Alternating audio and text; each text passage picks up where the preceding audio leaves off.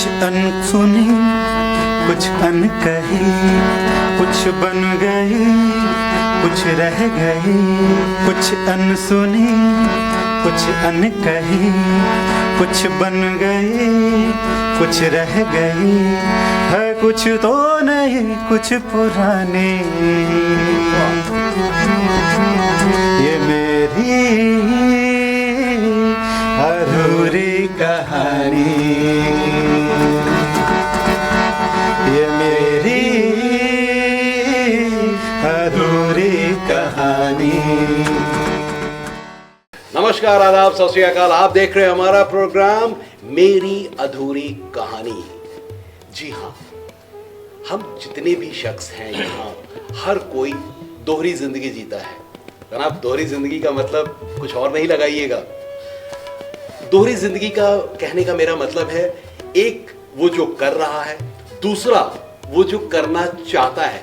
Passion, उसकी life में एक ऐसा मुकाम वो पाना चाहता है उस काम के सहारे कि जहां से उसकी पहचान बने, लेकिन कुछ मजबूरियां उसे वहां बांधे रहती हैं। आज हम आपको एक ऐसे शख्सियत से मिलाना चाह रहे हैं जिनको आपने हमेशा कैमरे के पीछे देखा होगा, जनाब, लोगों को तरसाते हुए देखा होगा, लोगों के इंटरव्यू लेते हुए देखा होगा, जिनके बिना यहां होने वाले कोई भी प्रोग्राम पूरे नहीं होते। समझ गए क्या?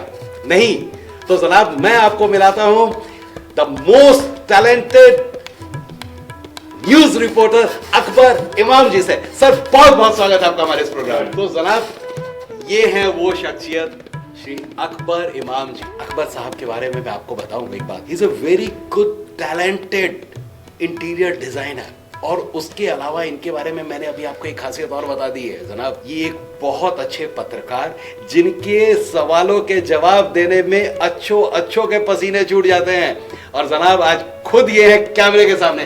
सर, मेरा पहला सवाल, कैसा महसूस हो रहा है? महसूस तो बहुत अजीब सा हो रहा है, बहुत नर्वसनेस हो रही है कि मैं आज तक कैमरे के साथ मतलब पीछे होकर के मैं लोगों का इंटरव्यू लेता था और पसीने छुड़ाता था लोगों का, और आज आप सर आज पसीने छुड़ा रहे हैं। मैं बहुत पसीना पोंछ रहा हूँ सर, बाकी फिर भी लेकिन बहुत खुशी की बात है सर कि आपके सामने मैं बैठा हूँ, आप जैसे शख्स मेरे इंटरव्यू ले रहे हैं सर। बहुत बड़ी मेरे लिए सौभाग्य वाली बात है, बहुत खुशनसीबी है सर मेरे लिए। ये मेरा सौभाग्य, मेरा छोटा भाई आज मेरे सामने है, रूबरू है मेरे से। कुछ ऐसी बातें हैं छोटे भाई की जो मुझे भी नहीं मालूम, वो आपकी जुबानी यहाँ सुनना चाहूंगा। सबसे पहला, कहाँ से पढ़ाई और ये दो लाइन कैसे बट गए? तो मेरी स्कूलिंग तो सेंट जेवियर्स पटना से हुई थी, और फिर मैंने MBA भी किया, फिर मैंने मास कम्युनिकेशन भी किया, इंटीरियर डिज़ाइनिंग का भी कोर्स मैंने किया।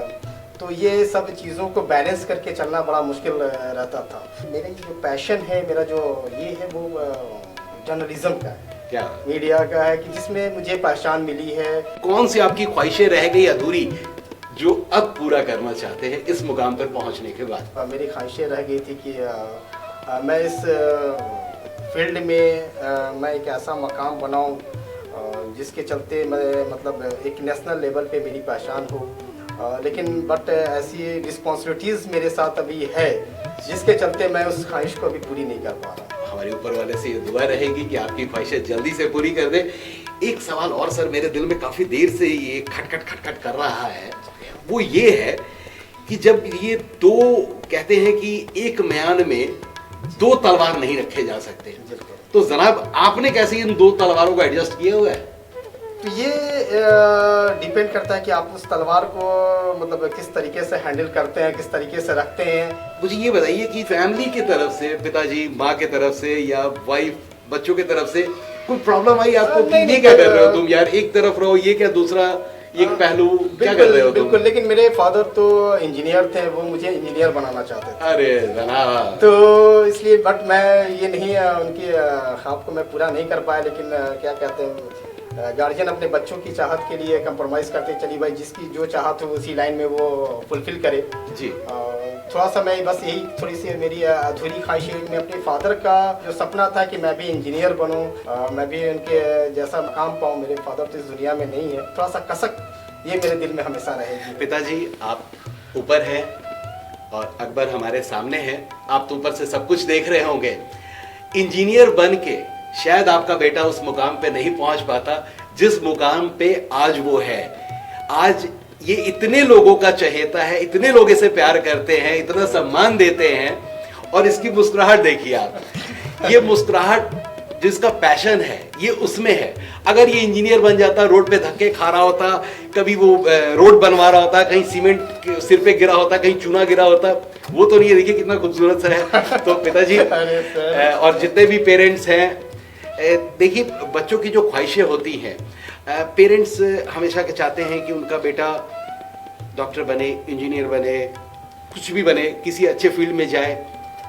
साहब हमारा भी फील्ड अच्छा है, हमें आप लोगों की प्यार की ज़रूरत है, आप लोगों के कंधे की ज़रूरत है।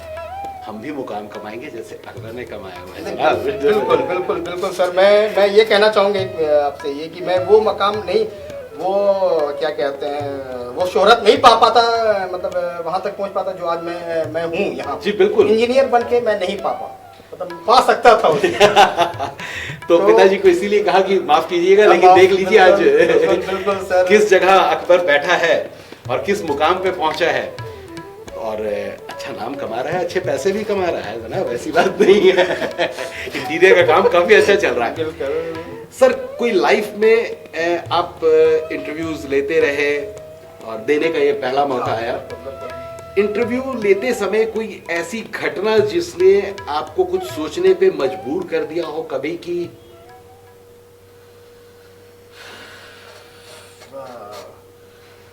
हाँ, एक ऐसी घटना तो थी। हमारा मतलब एक एक्सपीरियंस था कि हमारे दानापुर कैंट में जो मतलब मिलिट्री कैंट है, जी जी, वहाँ पे जब कुछ शहादत हो गई थी हमारे वीर जवान की, और जब मैं उनके घर पे गया, मैं इंटरव्यू लेना चाहा, तो उन लोगों, उनकी जो घर के लोग थे, उनके चेहरे का एक्सप्रेशन देख करके या उनके इसको ये देख करके कि मैं खुद बहुत नर्वस हो गया कि मैं इनसे क्या पूछूं।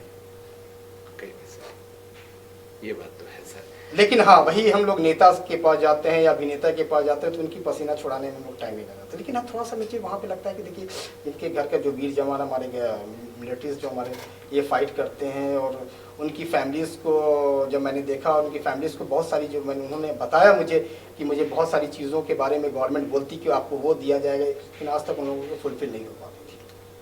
तो सरकार से मेरी गुजारिश है, अकबर भाई की बातों को सुने, और जो हमारे वीर जवान जो शहादत पा चुके हैं और सरकार ने अगर वादा किया है उन्हें कुछ मदद देने का, तो उनको देना चाहिए।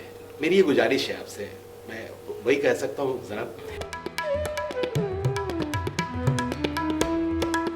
पत्रकारिता और इंटीरियर डिजाइन दोनों में आप एक सफल मुकाम पर हैं, लेकिन आपको कहा जाए दोनों में से एक को चुनने के लिए तो किसको चुने? बेशक मैं अपने जर्नलिज्म को मैं चुनूं, क्योंकि मेरा पैशन था, मेरी पहचान है, मेरी ये है। और इंटीरियर तो खैर मेरा एक बिजनेस है, मेरा एक दाल रोटी कमाने का एक वो अच्छा एक जरिया रहा है, लेकिन मुझसे जो पहचान मुझे पत्रकारिता से मिली है, और आप उसी के जरिए मुझे इस जगह पे बैठाया भी है कि आपने देखा मुझे बहुत सारे प्रोग्राम में, बहुत सारे इसमें, तो आपको लगा कि नहीं भाई, तो मैं यही कहूँगा कि मेरी जो पैशन है, मैं इसको कभी नहीं छोड़ सकता। और अगर भाभी जी ने कहा तो? जी, भाभी जी ने कहा तो भाभी जी को छोड़ दो। अरे जनाब क्या कह रहे हैं? भाभी जी सुनिए, इसको नहीं छोड़ूंगा भैया, इसको बोलते हैं पैशन।